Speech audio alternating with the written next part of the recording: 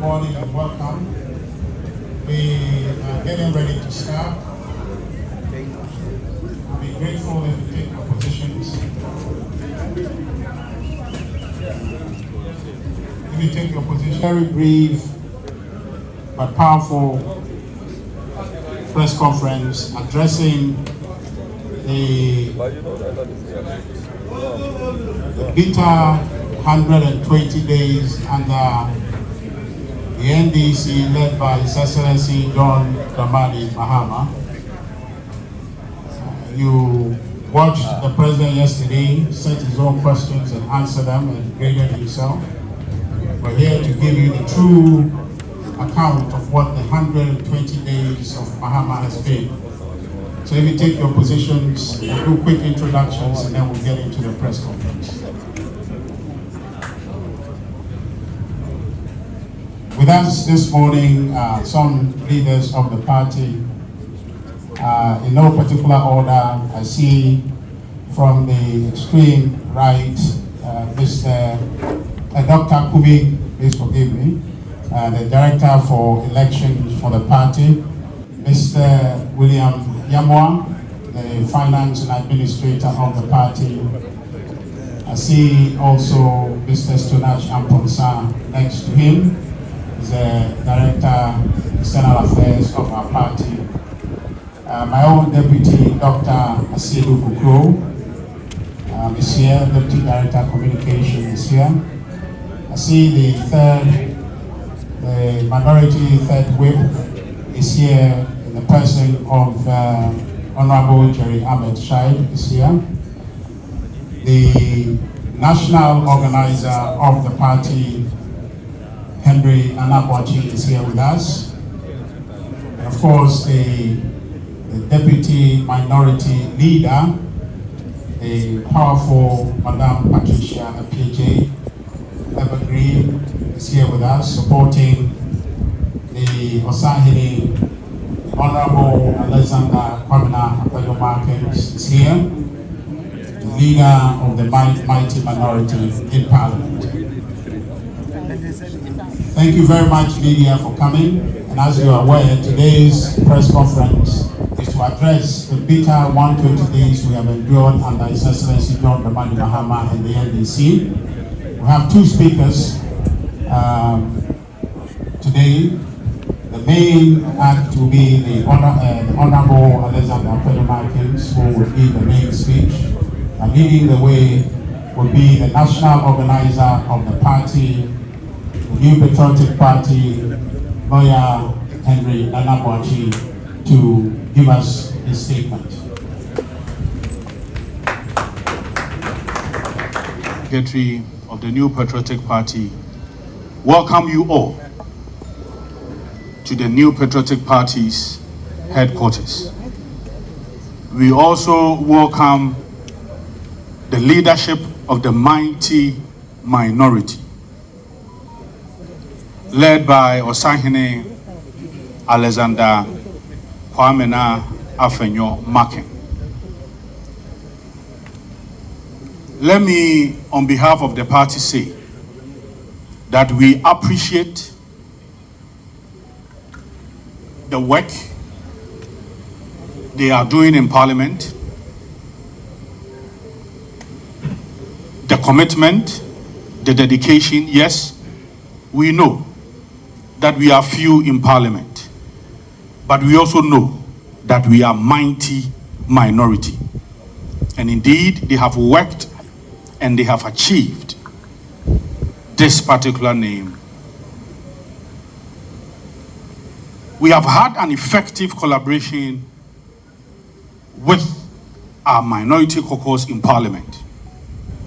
And today is a manifestation of such commitment and collaboration.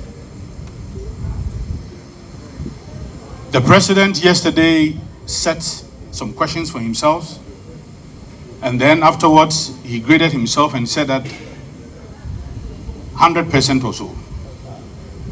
But today we have the mighty minority here. Here are the NPP's headquarters to respond and to also let Ghanaians know that for the past 4 months, it is rather bitter 100 days. So once again, ladies and gentlemen, our friends, our cherished friends from the media, we welcome you all here. Let me boldly welcome the minority leader, Honorable Alexander Kwamena Afenyo Markin or Sahene, to give us the 120 bitter days of the NDC led by John Dramani Mahama.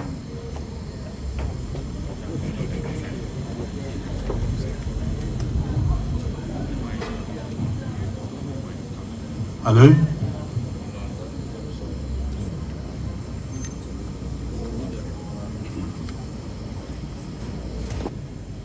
National organizer of our party, director of communications, and other members of the national executive here for this collaboration that has resulted in this engagement to let the people of Ghana know that great betrayal of the NDC government, the 120 days of a bitter Ghana under President John Dramani Mahama. As we've already been told by the national organizer yesterday, Mr. President marked his own script, a script that the questions were set by him, and after that he gave himself a mark. This morning we are here to expose all the lies, the falsehood, and the inconsistencies. We call it NDC's great deception, from their own social contract to a social collapse. 120 days of bitter government under John Dramani Mahama. In the lead up to the 2024 general elections, candidate John Dramani Mahama released a document titled Mahama's First 120 Days Social Contract. It was marketed as a sacred pledge, a hard-coded promise to the Ghanaian people, time-bound and specific. It was designed to inspire trust, rekindle hope, and restore the image of a party that was seeking for another opportunity to rule this country.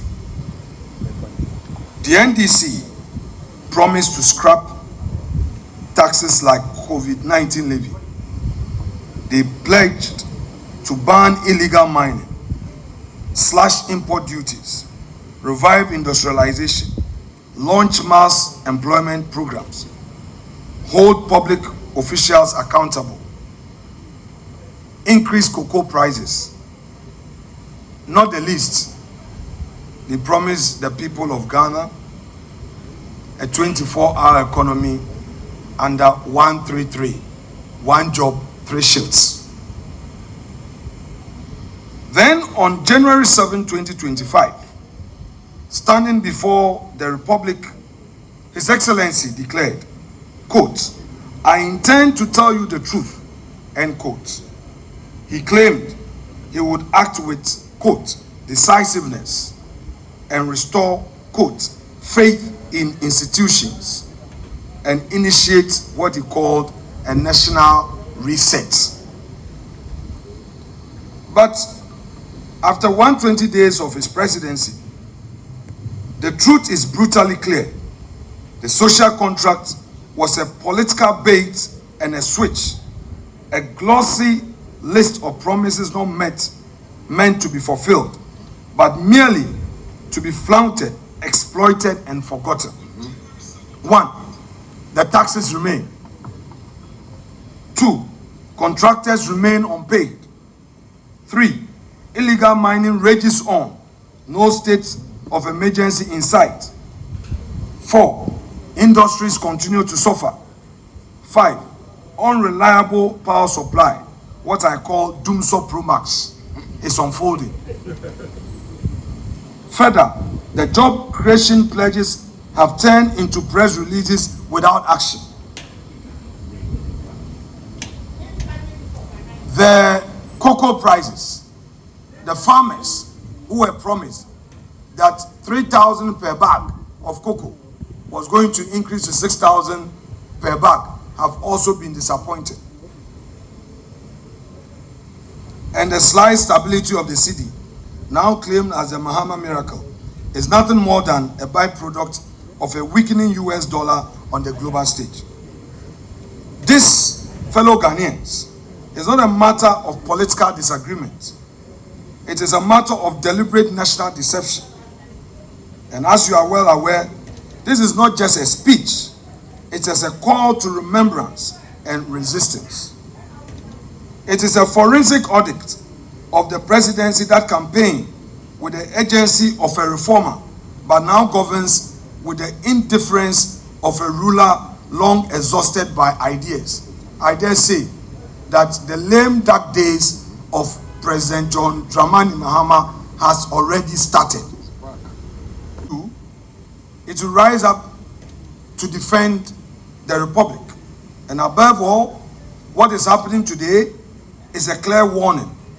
And we will not sit quietly while the will of the people is traded for political convenience. Now the 120 days are over. The promises have collapsed. The excuses have run dry. The reckoning must begin. Let it be said plainly to every Ghanaian. You were not given a reset. You were sold a recycled failure. And now the clock has run out. Accountability must take center stage.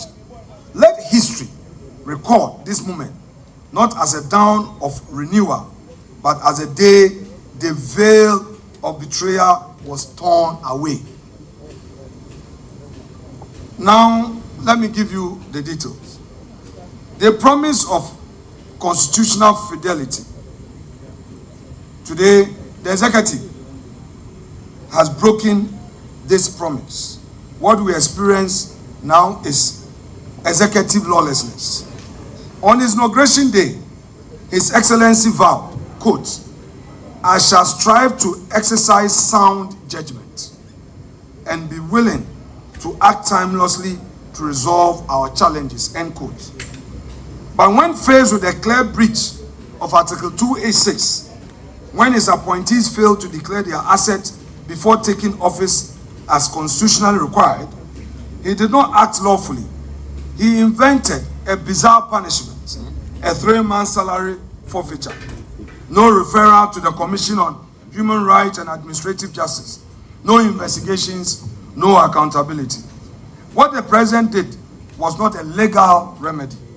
It was a constitutional betrayal.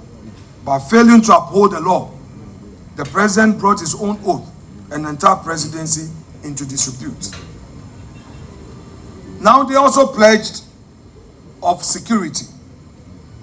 They themselves, by their own actions, have undermined this through their neglect and the military politicization. In his inaugural address, Mr. President passionately said that he was going to secure our sub-region and, quote, "We must work together to keep our sub-region safe," end quote. Yet under his own watch, Boku bleeds. Boku bleeds. The president offers neither decisive intervention nor compelling empathy. I repeat, today, Boku bleeds. The president and his government offer neither decisive intervention nor compelling empathy. Instead, this government has destabilized our armed forces, pegging seasoned, loyal and trusted officers and replacing them with partisan subordinates. The fact is, the government is not protecting the state. The government is politicizing its spine. A commander-in-chief who weakens his own forces in a time of crisis is not a leader, we dare say. Environmental commitment eclipsed by Galamsey retreat. President Mahama promised Ghanaians that he would act decisively and swiftly as our country's leader. In his might-trumpeted social contract with the people of Ghana, President Mahama solemnly pledged, quote, ban illegal and new mining activities in forest reserves, roll out our Tree for Life and Blue Water Initiative to heal and sustainably harness the environment, end quote. And yet, illegal mining has flourished under his silence. Foreign nationals caught in Galamsey operations are deported, not prosecuted, contrary to the campaign promises. The promised repeal of the LI 2462 remains unfulfilled. The rivers continue to run red. The forests are gashed open. And the president who accused Nana Akufo-Addo's administration of inaction on illegal mining and promised decisive action offers excuses. The government's inaction on illegal mining is not just disappointing, it is a betrayal. While in opposition, the NDC loudly declared that if elected, they would impose a state of emergency to confront Galamsey head-on. But 120 days into the government, not only have they failed to do so, that they have completely abandoned the agency they once preached. Illegal mining continues to devastate our rivers, poison our land, and displace entire communities. The promised state of emergency has vanished, replaced by silence and inaction, while the sector minister sheds crocodile tears on national television over a sorry state of our rivers, forests, and farmland. This is not leadership. This is not leadership.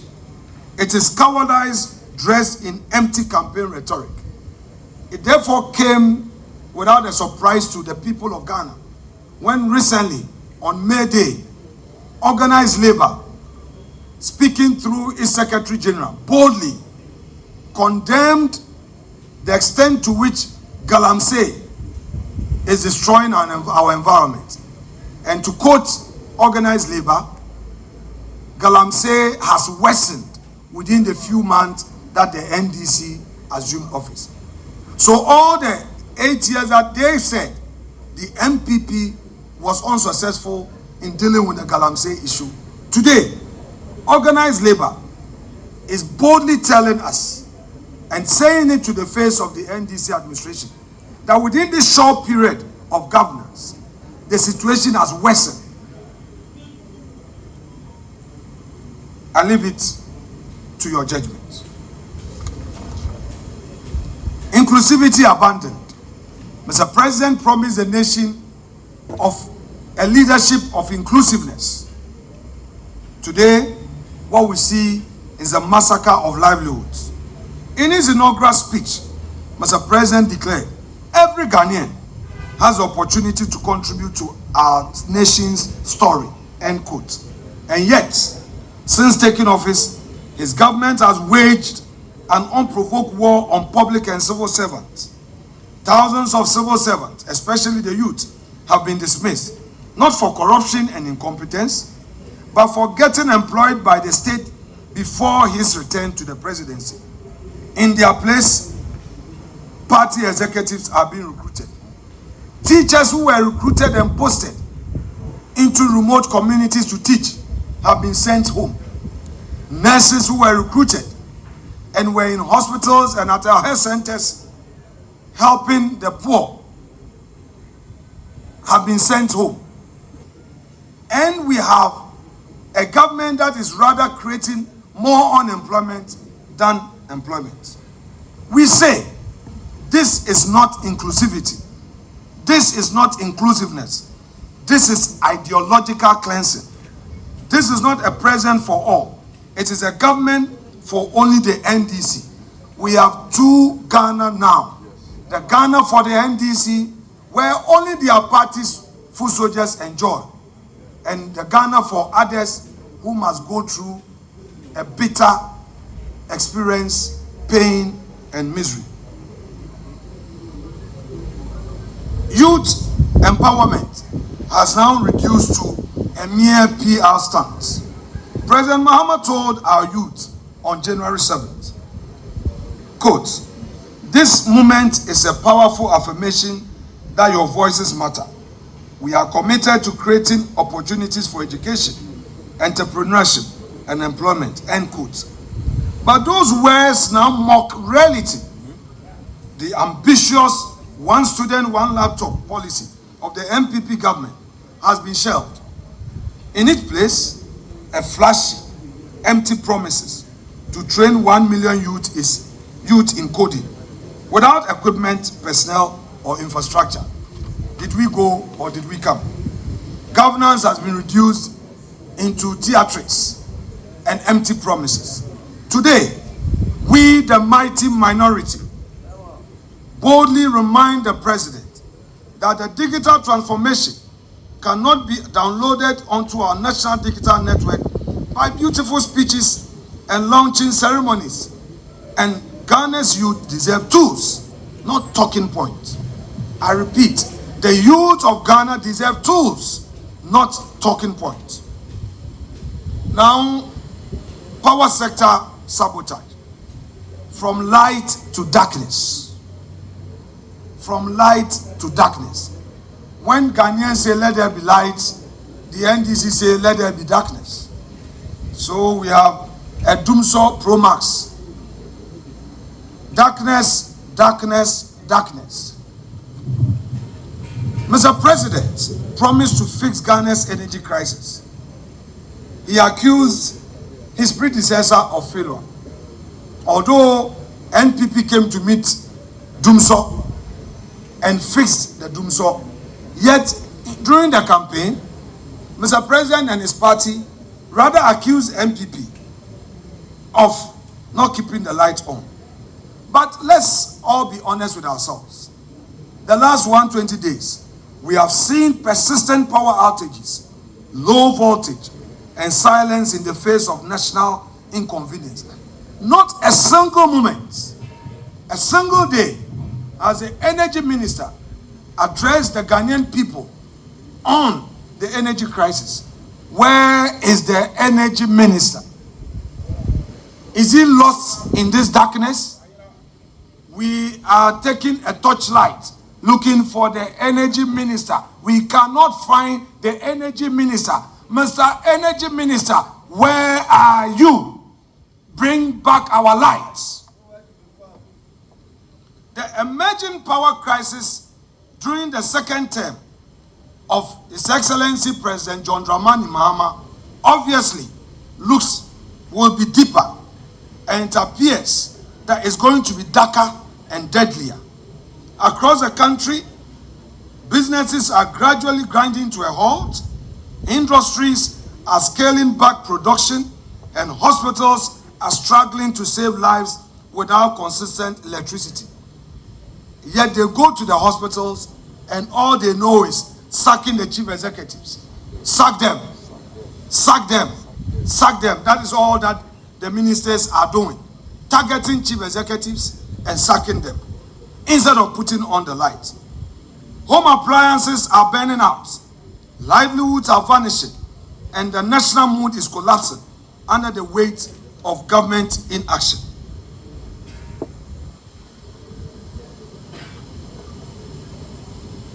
Today is not intermittent disruption. It is a national emergency. And yet, the Mahama administration continues to offer excuses instead of solutions. Instead of resolving the problems, he recites blames like a broken record.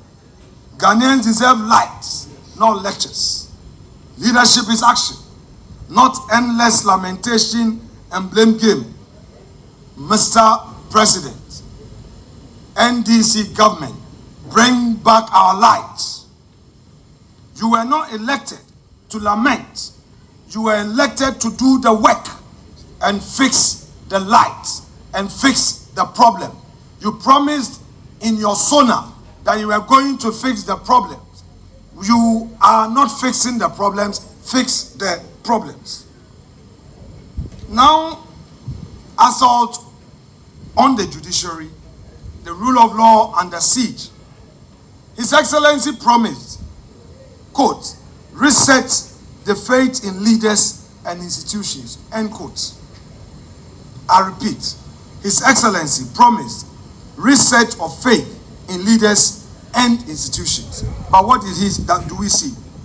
He has instead launched a chilling offensive against the judicial independence, attempting to hound the Chief Justice out of office under contrived pretexts while pushing through a 7 hand-picked appointment to the Supreme Court.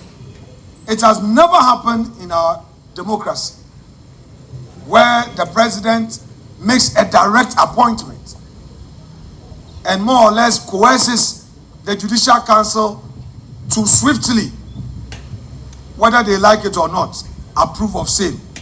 The practice has always been that nominations are made by various stakeholders. The Ghana Bar has an input. The Office of the Chief Justice has an input. The Judicial Council itself has an input. The government, the president acting through the Attorney General makes an input. And all these names are deliberated upon, discussed in detail, and a recommendation ferried to the president for further action. May I refer the government to the matter of Ghana Bar Association versus Attorney General, where Thaddeus Sori, the lead counsel for Ghana Bar, made strong arguments on this matter.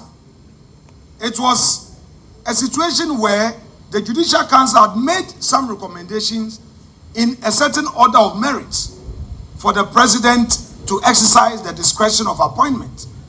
And even so, the Ghana Bar questioned the exercise of discretion and argued, among others, that since there was an order of merit upon which the recommendation was mounted, the president couldn't have chosen from the bottom, because we have my Lord Mafusau, we had Professor Henrietta Mensah Bonsu, followed by my Lord Yawapao, and then lastly Mr. Scott Puaman, as he then was. Yet the president chose from the bottom 2, and Ghana Bar challenged this at the Supreme Court. The Supreme Court ruled that, well, that recommendation was an advice, and to the extent that all of those 4 individuals were recommended to the president could choose from the bottom. The president could choose anybody and was not bound by the order of merit. So clearly, a procedure, a practice as to how a justice of the Supreme Court is appointed is known. So why would the president write a letter that he's made appointment and urges that upon the Judicial Council to, at all costs, approve of same? This is very rich.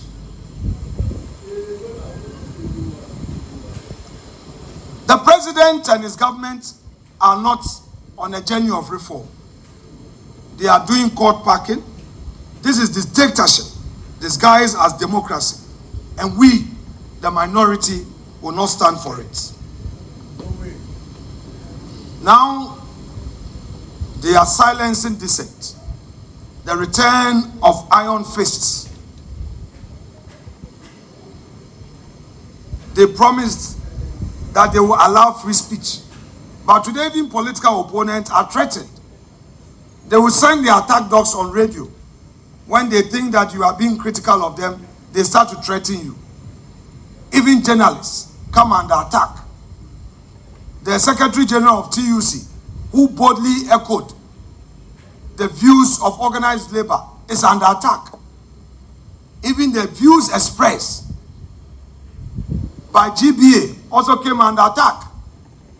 And then they find a way of using social media to spread fake news and falsify information and crush genuine views expressed to shape governance. But let me remind Mr. President that in his own inaugural address, he called for accountability and promised to fight corruption. Yet, as I've already said, journalists are being harassed. Opposition MPs, like my brother John Intim recently became a target because he had raised a critical national issue, which required the security agencies to engage constructively. They personalized it and they made him a target. It was an eyesore when they unleashed NIB officials at his residence, wielding guns and wearing masks. Did we go or did we come? What we are experiencing is another vendetta, and this is not justice, an opportunity for all Ghanaians, rather persecution. They promise constitutional reform, but we don't trust them. What they are doing is not constitutional reform, but they are attempting to create a Trojan horse for perhaps, if not lifetime presidency, a third-term presidency. Already, we have heard the national chairman of the NDC complaining bitterly about the internal struggle for succession. The NDC is abandoning governance and rather thinking of their party interests. Why would the national chairman, no less a person than Mr. Asedu Nkatia, boldly go on radio in less than 90 days be talking about that internal problem? We are also aware that another group in the NDC are pushing for a third term for President Dramani Mahama. Is a reason why, instead of the promised governance and constitutional reforms, we are seeing a new agenda. What we know is that there is a sinister and diabolical plot firmly underway to tighten the president's grip on power and prolong his days in office. So they knew that the firmness of the Chief Justice will not allow this. So they started to unleash the attack dogs on the Chief Justice to try and clear out of the way so that they will have their way. But we, the minority, today tell the NDC government they will never have their way. We see diabolical schemes. We read the signals. And we say this clearly. Ghana is not a monarchy. We will not be ruled for life. We will not let one man's desire for autocracy and unchecked power rewire the constitution to suit the ambitions of a desperate party. So the hawks in the NDC, who are so power drunk and are pushing through this third term agenda, let them stay their hands. The other hawks in the NDC, who are thinking succession and are not making it possible for the president to govern, and all they care about is their internal struggle for who succeeds him, we are telling them too that they are hurting the country. The government has already entered it lame dark days, looking at all the signs on the wall. This is affecting the ordinary people, and they should wake up to the reality of their bona fide governance. Governance. Governance. We are wide awake. The NDC should not be under any false impression that with their 183 plus others in parliament, they will find a way of forcing their way with very unconstitutional reforms through parliament. The mighty minority will not allow them to have their way. We will stand firm with the people of Ghana and fight all illegalities in Parliament. We trust that Mr. Speaker would accord us the necessary support to air our views on the floor of the House. Now, let me turn my attention to the private sector. The NDC is collapsing the private sector. The government is punishing producers. On the day of his inauguration, Mr. President called on business leaders to help him shape, quote, an environment where creativity thrives and where fruits of their labor contribute to the collective welfare of our nation, end quote. But 120 days, that appeal has cuddled into betrayal. Businesses across the country, small, medium, and large, are suffocating. Why? Because the very government that promised partnership has become a predator. Suppliers, contractors, service providers, Ghanaians who finance and fulfill government contracts with their own resources or bank loans have not been paid. Some have been forced to shut down. Others have laid off workers, and countless others have plunged into debt, despair, and ruin. This government is presiding over economic vandalism, masquerading as governance. When the government refuses to pay its debts, it collapses the very economy it claims to lead.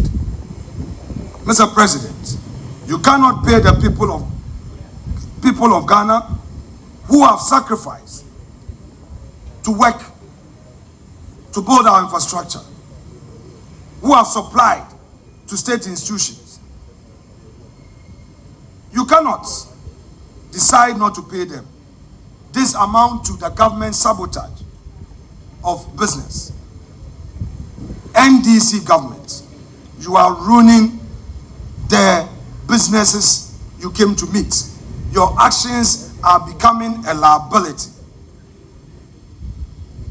Now, on the import duties, we go on these broken promises on import duties and the COVID-19 levy. In his inaugural speech, the president acknowledged the pain of Ghanaians, promising to change the destiny of this nation of ours.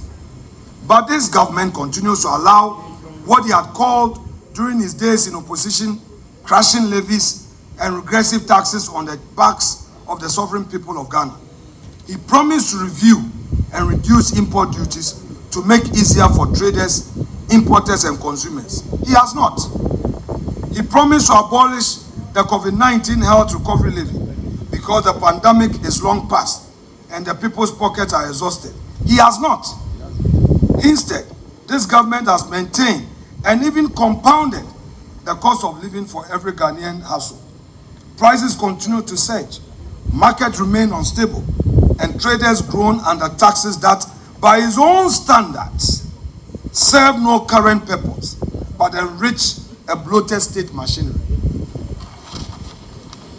Promises under the NDC government are no more sacred. They are just tools for winning elections and excuses for not governing. Betrayal of industrialization, killing jobs, killing hope. The president pledged in January to implement a 24-hour economy to stimulate, quote, to stimulate local industries and attract investment, end quote. But instead of building upon the 1D1F initiative, a bold, pragmatic program that used tax incentives to ignite industrialization across Ghana, the government of President Mahama has shelved it. The government has discarded it, abandoned it, and killed it. Factories that were planned under the previous administration now sit idle. Investment plans have stalled. Thousands of potential jobs have vanished before they could materialize. The message to investors in our economy is loud and clear. You are not safe here anymore. Mr. President, your reset is not a lifeline for the economy. It is suffocating lockdown on production. You are not creating jobs. You are killing them. Now it is rich to hear the president tell us in Sona that the flagship project, the flagship program, 24-hour economy, also known as 133, one job, 3 shifts, would find space in the 2025 budgets. That is what the president told us, that Dr. Forson, his finance minister, will pronounce on the 24-hour economy. But what did we hear? Another matricle. When Dr. Atu Forson appeared before the House with a budget statement, no mention was made of the 24-hour economy, their own famous flagship program. What Dr. Forson promised us was that, oh, the 24-hour economy is being considered. And yesterday, as typical of them, they have inaugurated another committee. They said there's another committee responsible for enacting the 24-hour economy. Hey, President Mahama. Hey, President Mahama. Hey, President Mahama. About the same 24-hour economy, attention. You promised that you were going to create the enabling environment for businesses to thrive. This should find space in your first year budget. If you really mean business, in your first year budget, that should feature. The government has failed us. Government of lamentation, government of talk and less action. What did they say to the women? The women banking. They went to the market. They said that there will be women banking. Every town, every city, every region will have the bank being established. During the vetting, when we asked them, they said they were going to put the necessary support systems in place to get the licenses for this new bank. In their 2025 budget, the Women Banking Initiative was allocated a paltry sum of 50 million cedis. 50 million cedis. And to me, the market women in Winneba, Yamobia 2,000 Ghana cedis cry. Ebe, President Mahama. Ebe, President Mahama. Ebe. Menyo lo. Menyo. Yeah. Yet they gave over 6 billion to their so-called Galamsey board. That gold board that they established. What is it for? Convert $275 million into cedis and get the cedi. They abandoned their own flagship initiatives and agriculture. Agriculture in the budget, they only allocated a paltry sum of 1.5 billion cedis. Even if you break the 1.5 billion cedis down, 950 million alone is for compensation. So the Erikopoku, the agric minister, sitting at the ministry, is a redundant minister. I don't know the work that the agric minister is doing at the ministry, because there's no budget for his ministry. How are they going to implement the Nkukwan Kitinkiti? And then they loaded a lot of money under that so-called big push, which we are going to scrutinize. They did nothing for agriculture. They did nothing for the women banking. Yet they are promoting Galamsey. How do you say that you are establishing a gold board that is going to buy equipment for small-scale miners? How? It is a requirement. Go and read the Minerals Commission Act. If you want to go into mining, one of the requirements is to show your financial capability. You must show that you have the means to go into mining. So if a government tells you that it's going to buy equipment for miners, you should take it with a pinch of salt. What they are telling us indirectly is that their party boys involved in Galamsey are going to get equipment, and they say they are going to give them soft loads. Really? government going to give loans for mining? They should tell us plainly that they are rather buying equipment, giving them money to promote galamsey, and that is what we see. Now, they themselves are undertaking some false praise and making some claims. They claim that the city is strong because of the government's effort. I am a businessman. I will be happy any day if our local currency is strong, because that would help grow the business of Ghanaians, including me, who is a private sector player. But that is not the case. In this government administration, we know all they know is deceit. They are claiming credit for what they have not achieved. We know on the global stage, the US dollar itself is having its own challenges.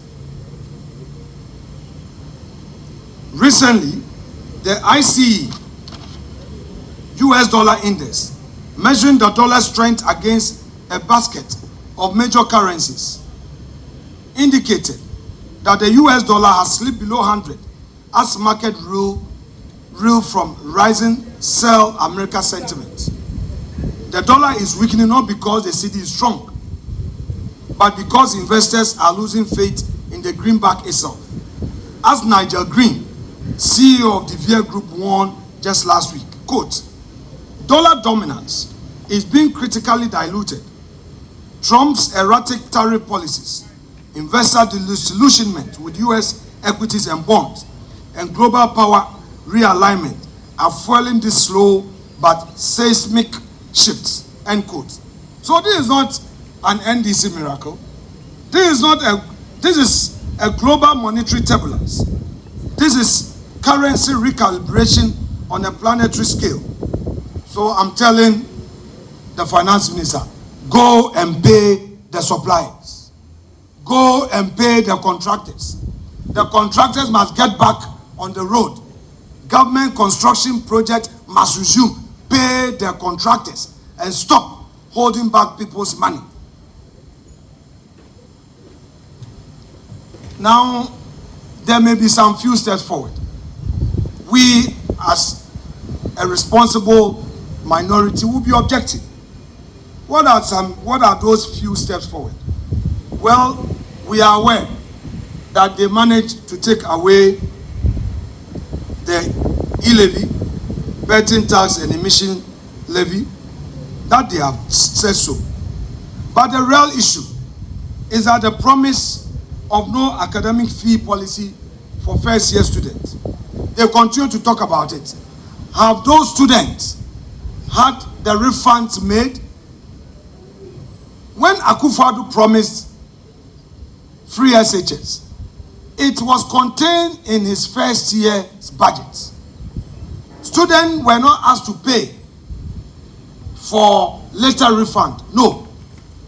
They promised Ghanaian students in the university.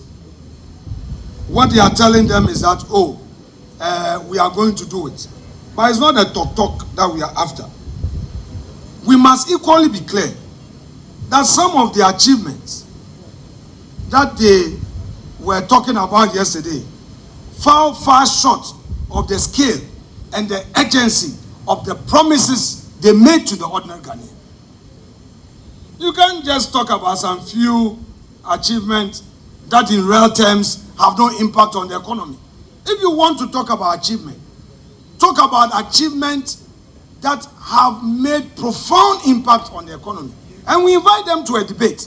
Their lucky parliament is on break. But we hold on to our submissions and deal with them on the floor of the House. They should tell us the so-called achievement. What real impact have these achievements made on the economy? Zero. Let me quote a policy analyst, Michael Kosi Dede. He noted on Channel 1 TV, that only 9 out of 26 items in President Mahama's 120-day contract have real substance. The reset, he said, are, quote, largely symbolic and cosmetic. I couldn't have agreed with him more. I adopt this submission as though they are mine. And I adopt them because this analysis is speaking to the real issues that confront you and I. When the appointment of ministers, an obligation under the Constitution, was presented as a milestone, I laughed. Clearly, to me, it revealed a government more concerned with optics than outcomes. You claim you've appointed few ministers, but you've appointed more partisan political staffers at the Jubilee House and other state agencies. So what are you talking about? Let me give you one example. Honorable Felix Kwachi Ofosu, the Minister of State responsible for government communications. We are told that the ministry was collapsed and he is there as government spokesperson. But he has some 3 deputies. They say a deputy government spokesperson, a deputy government spokesperson. And then at the same presidency, you have a communication director. At the same presidency, you have a director of research. Then you have a director responsible for agriculture.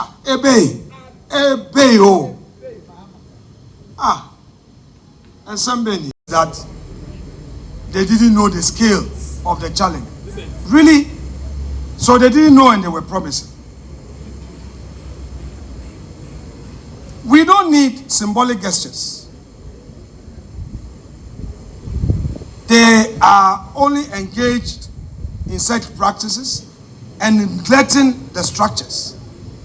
The deeper you look, the more you find you've broken your promise. You have abandoned your own sacred oath as a government. You have abandoned your own manifesto. You've trampled upon the hopes of the nation in search of a meaningful continuity. But this country will not surrender. We, the minority, the mighty minority, will not sit back as we redefine and ruin reforms.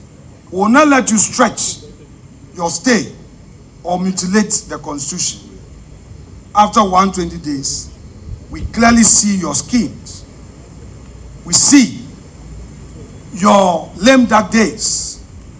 We see a government without hope. We see bitterness along the way.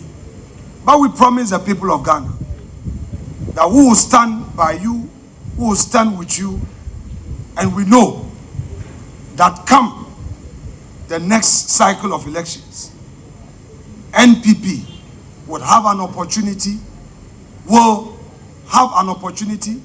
to reset this country on a positive footing for a better Ghana. Thank you so much indeed. May God bless our homeland Ghana and make us great and strong.